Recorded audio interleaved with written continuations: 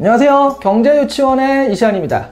여러분, 최근 들어서 이 10원짜리 동전 본 적 있으신가요? 별로 없죠. 10원은커녕요 100원이나 500원짜리 동전도 요즘에는 잘 안 쓰게 됩니다. 그러다 보니까 이 10원짜리 같은 경우에 이거는 1966년 동전이라 굉장히 희귀템이라고 해요. 처음에 10원짜리가 나온 연도라고 하는데 이거는 상태가 좋으면 30만원도 한다고 하더라고요. 나중엔 이러다가 지금 10원이나 1원, 5원짜리 말할 것도 없고 이런 동전들은요 정말 옛날 추억의 물건, 전설 속에나 존재하는 그런 물건이 점점 되어가고 있는 게 아닌가 하는 생각이 들어요. 그런데 생각해보면요, 지폐도 요즘에는 그렇게 많이 쓰지는 않죠. 그러니까 말하자면요, 현금을 사용하기보다는 카드를 쓰는 비율이 굉장히 높아졌습니다. 편의점에서 물 하나를 사서 먹더라도요, 카드를 긁잖아요. 제가 자주 가는 건물의 주차장은 작년에는요, 주차하고 나올 때 현금만 받았거든요. 그런데 올해부터는 관리 주체가 바뀌어서요, 아예 현금을 안 받습니다. 카드로만 계산이 돼요. 혹시라도 카드가 없는 사람이라면 주차도 못하게 생겼습니다.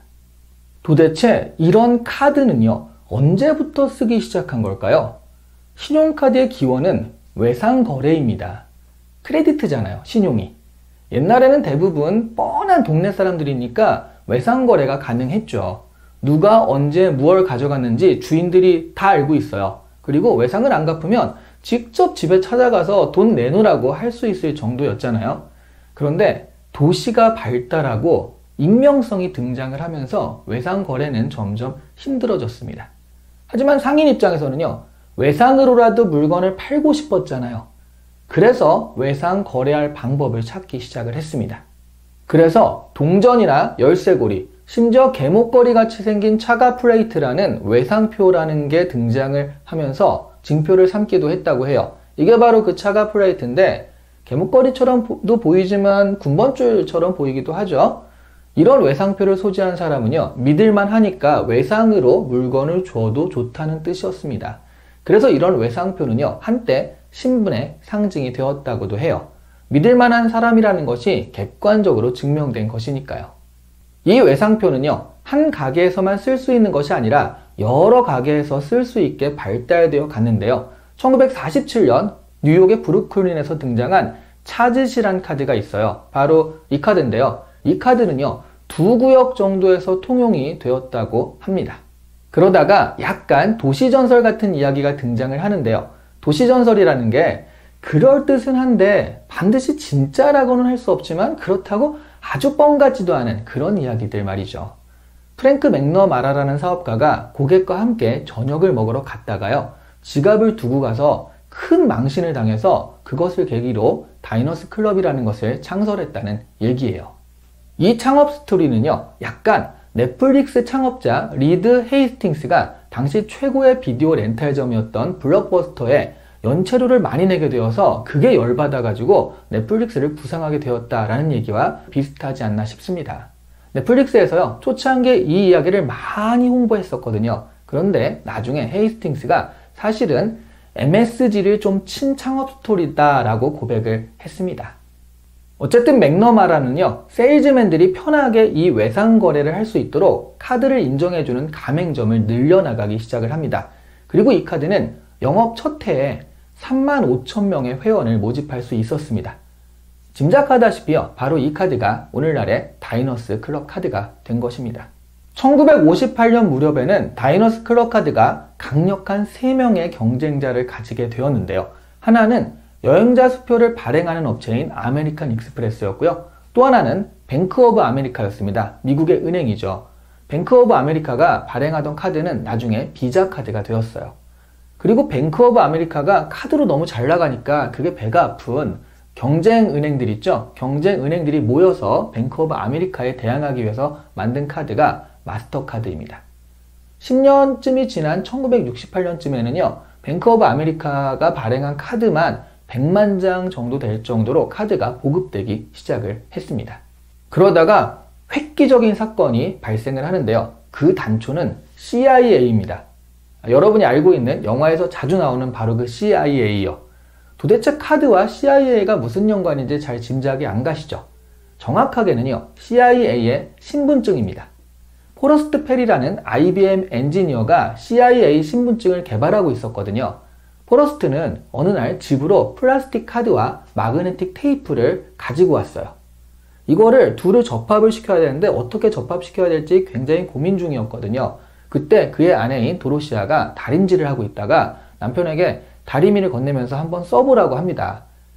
열과 압력을 가하니까 마그네틱은 찰떡처럼 카드에 달라붙은 거죠. 신용카드에 이 마그네틱 선이 쓰이기 시작한 겁니다. 그 전까지는요, 신용카드는 그걸 쓰려고 하면 상점에서 은행에 전화를 걸어서 제대로 신용을 가진 사람이 맞는지 확인하는 절차를 거쳐야 했거든요. 그런데 마그네틱 선이 생기자 그런 절차가 자동화가 되면서 신용카드 쓰는 것이 너무나 편해진 거예요. 지금은 신용카드가 IC 카드로 바뀌면서 보안성이 더 좋아지기도 했죠. 그리고 아예 스마트폰으로 들어가서 카드라는 현물조차 없는 식으로 진화하고도 있습니다. 이른바 현금 없는 사회가 이루어지고 있는 거죠. 스웨덴 같은 나라는 2023년까지 현금 없는 사회를 목표로 가게에서요, 법적으로 현금 결제를 거부할 수 있게 했습니다. 은행의 70%가 현금 수납 업무를 하지 않고 있다고 합니다. 그 결과 2020년에 스웨덴의 현금 이용률은 9%, 10%도 안 됐어요. 9%밖에 안 됐습니다. 하지만 부작용도 있었는데요. 저소득 고령층의 금융 소외 현상이 일어난 겁니다. 그래서 스웨덴 정부는요, 이에 대한 보완책으로 중앙은행 디지털 화폐 CBDC를 도입하기 위해 연구 중으로 세계 어느 나라보다 선두에 서 있습니다. 이래저래 현금 없이 돈을 쓰는 방향으로 세계가 향하고는 있는데요. 문제는 현금을 쓸 때보다 신용카드를 쓸 때 돈을 더 많이 쓰는 경향이 있다고 하는 거죠. MIT의 드라젠 프렐렉과 덩컨 시메스트는 이에 대한 실험을 진행을 했는데요. 인기 있는 스포츠 경기의 티켓을 경매로 진행을 했는데 현금으로만 참가하는 집단과 신용카드로만 참가하는 집단으로 나눠서 경매를 진행을 한 겁니다. 그랬더니요, 신용카드 집단에서 티켓 가격이 더 높게 형성되었고 어떤 경기는 2배 이상 큰 차이가 나기도 했다고 해요. 눈에 보이지 않고요, 손에 잡히지 않으니까 확실히 돈을 쓰는 것도 쉬워집니다. 그래서 재테크 하시는 분들이요, 신용카드부터 잘라버려야 한다라는 얘기들을 많이 하시는 거죠. 쓸데없는 낭비를 줄여야 된다라는 의미에서 말이죠. 하지만 가게가 카드밖에 안 받는 경우도 많이 생기잖아요. 갈수록 신용카드 없이 생활하기 어려워지는 세상이 되어가고 있습니다. 현실적으로 신용카드를 없애기는 힘드니까 한 달에 한 번 정도 명세서를 보면서 쓸데없이 쓴 돈은 없는지, 과소비는 아닌가, 그런 것들을 체크해보는 방법으로 그나마 자신의 신용카드 생활을 점검해볼 필요는 있을 것 같습니다. 오늘 이시안의 경제유치원은 신용카드에 대한 이야기를 해보았습니다. 이시안의 경제유치원을 보시면서 시그니처가 있었으면 좋겠다, 동작이라든가 멘트라든가 인트로 아우트로 때 그런 얘기를 하시는 분들이 있어서요, 저도 고민 중입니다. 좋은 아이디어가 있으면 댓글에 좀 남겨주시면 감사하겠습니다. 참고하게요. 오늘의 컨텐츠는요, 팀 하포트의 세상을 바꾼 51가지 물건이라는 책에서 신용카드 편을 참고를 했는데요. 책이 재밌으니까 기회가 되면 읽어보시는 것도 좋을 것 같습니다. 감사합니다.